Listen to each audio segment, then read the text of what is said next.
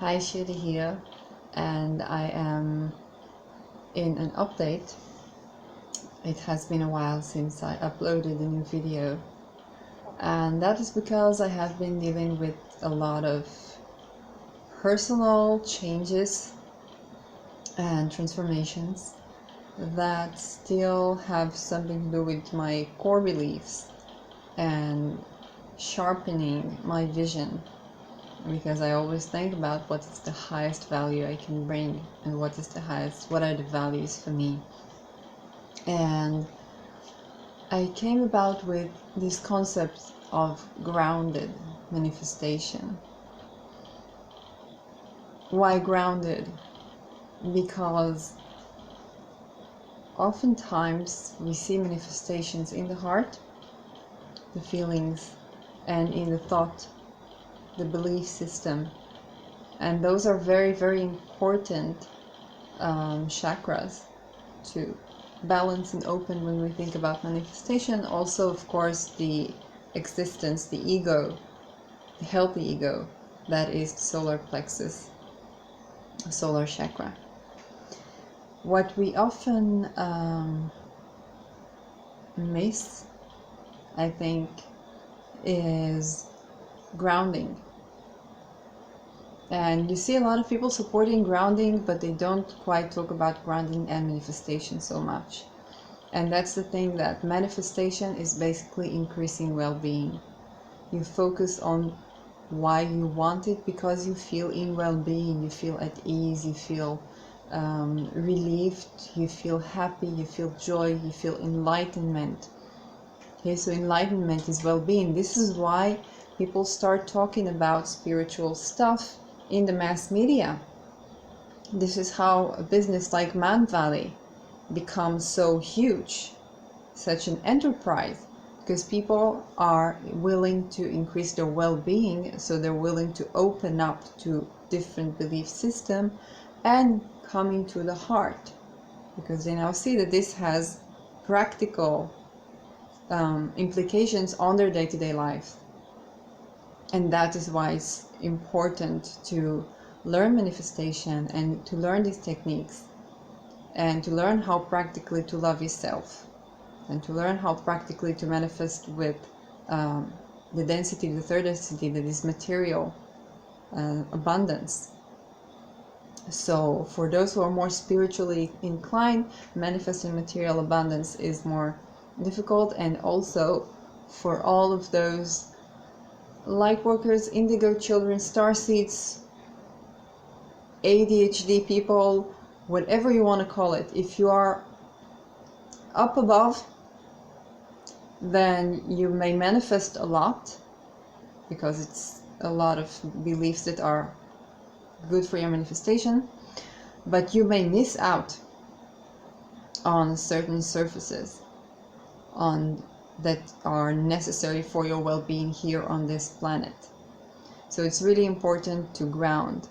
And to ground means working on the lower chakras, the root chakra, but also the earth star chakra that is underneath the feet. So in the soles of your shoes, take off the soles of your shoes, find ways to do some earthing, walk barefoot on the ground, or use your imagination to imagine that you have roots. Practice yoga, that's the tree pose, and also I think the warrior pose, they are very good for that. So manifestation with grounding basically means you ground your ideas and your emotions into the physical form. And this is a very good practical tool. So it's not just meditation. It's not just meditation. It's also coming into friendly contact with the physical realm that's going to help you manifest well-being. And I'm not talking about manifesting a car or manifesting a house, which is important. I'm talking about manifesting well-being when you are also grounded. Then you begin to see the shifts in your physical world. Because when we go up above, we need to remember the physical, and when we go down below, we need to remember that we're going down below because we want the feeling of well-being. It's not just to have a big house, it's how you feel. Do you want to feel cozy? Do you want to feel safe? The feeling safe is in the heart, but it's also in the root chakra, and it's definitely in the earth star chakra. You want to feel harmony, you want to feel balance, you want to feel peace, you want to feel at ease. So these emotions are very, very good for your manifestation, but to feel these emotions, you need to ground yourself, you need to work on your lower chakras. So if you want to know more about how to practically do it, I'm learning it myself these days. And why is it important to focus on the chakra system in order to manifest, and why is it important to manifest with the emotions, and why is it important to also do the practices that balance the chakras in order to manifest. So let me know in the comments below, and I can come up with a more detailed video or a premium video for you. Please write down to me if you have been dealing with grounding, if you have been one of those that are always up there, if you have ascension symptoms. Normally ascension symptoms come when you open your third eye or your crown. But if you have ascension symptoms, it might also be the case that you're just not grounded enough. And so you're opening things in a way that is exaggerated and difficult for you. So the solution might not be in the third eye, it might be to ground yourself more. So these are great tips, and please share them with everyone you think you could benefit from that. And let me know in the comments below what resonated with you. Have you been undergoing also such tremendous changes lately? I know the energies have been of a revolution for many of us.